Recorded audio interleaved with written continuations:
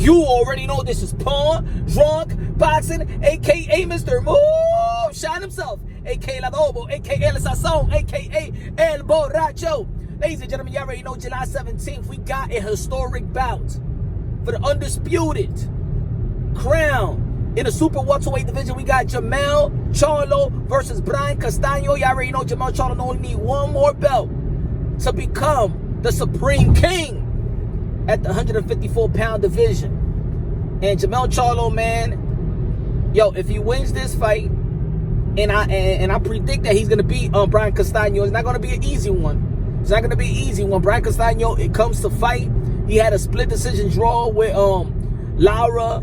He beat Teixeira, you know, to be in this position. He's a tough dude. Great pedigree, especially great amateur pedigree. And Jermell Charlo, man, he's just one of the few fighters that have grown so much substantially ever since he came into ever since he turned pro. He have grown so much. His power has increased, and you know, it's hard to increase your power. But Jermell Charlo's power has increased. Everything about his game, his movement, his jab, his combinations, his footwork, his defense, everything for Jermell Charlo, he's gotten better. He has sharpened up his tools. He added more tools to the toolbox. Jermell Charlo is a force to be reckoned with, a constant professional, always stay ready. His body look like, yo, both of the brothers feels like they don't even need to work out. I mean, they always stay prepared. They always stay prepared. They don't need a contract in their face so they can be prepared. They're always prepared. The body's always prepared.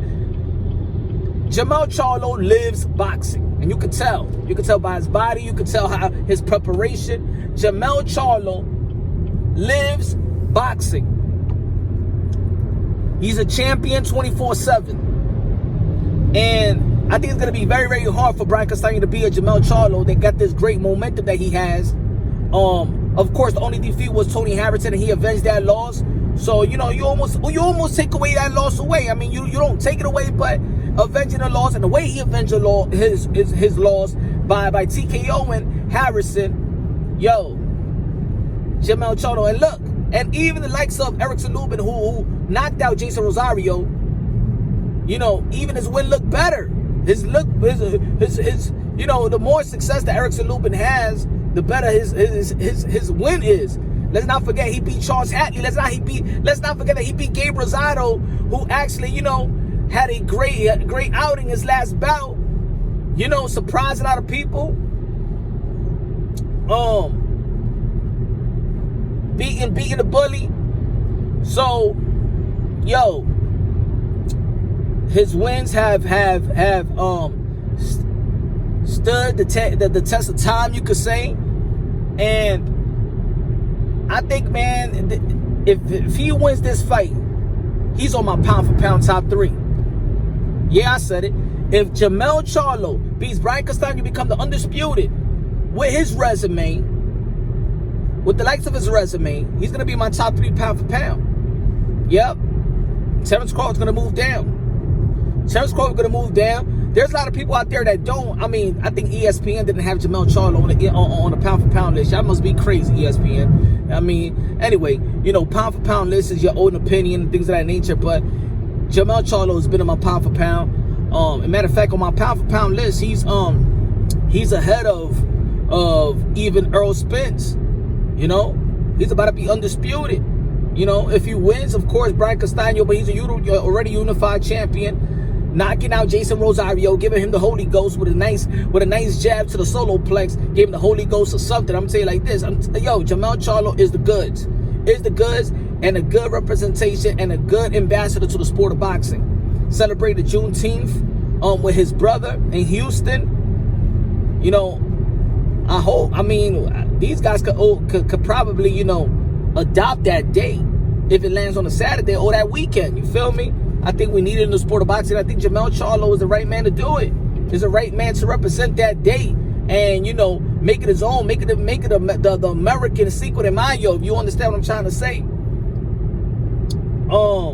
Of course, we wish that his brother Jermell Charlo would probably, you know, up his competition like Jermell. I mean, it's still they still in their prime, and hopefully Jermell Charlo who is a good support system for his twin brother. You know, they get that Boo Boo and Dre fight or the Triple G fight. Because, man, these brothers are good for boxing. And I know a lot of people have been frustrated with Jermell Charlo. Even I've been frustrated with Jermell Charlo because I feel like, you know, he could unify the titles and don't worry about Canelo Alvarez, man.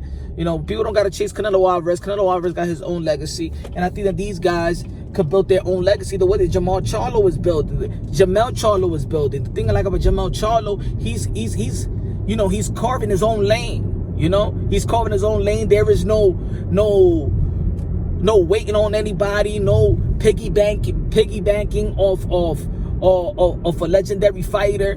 You know, he's doing the good, the hard way. He's doing the blue collar way, and that's something that we really need to take into consideration. Jermell Charlo is carving his own legacy, and it's good, man. It's good. He don't need no superstar to make him. He's going to become the superstar. He's going to become the king.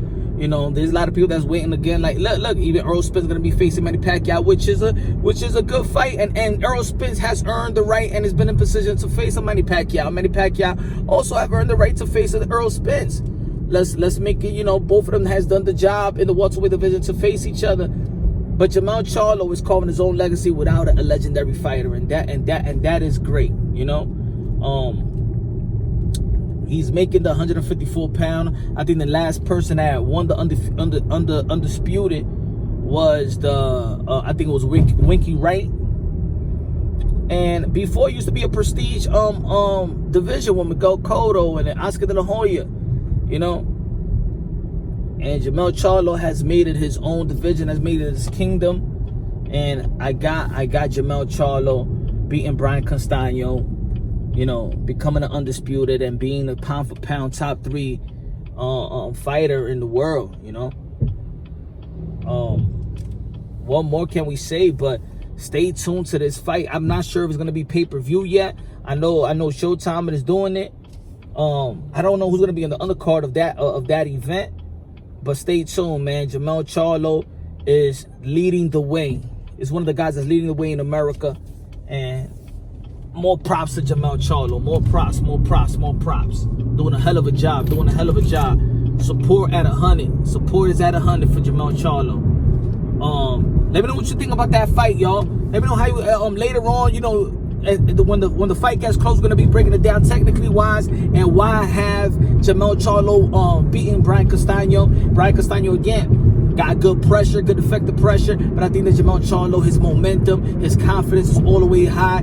He's in his prime career. His intellect and his physical ability coexisting at the highest level right now, and both of these guys in their prime. But it's something about Jermell Charlo, man. I think that he's a freight train and nobody gonna stop him right now. I don't think nobody can stop him right now. Nobody. Let me know what y'all think, yo. Leave it a comment in the bottom. Everybody, man, you already know, man. We're brothers and sisters, sons and daughters of the Most High. One race, baby. We're one race. And I love y'all. God bless. And on to the next.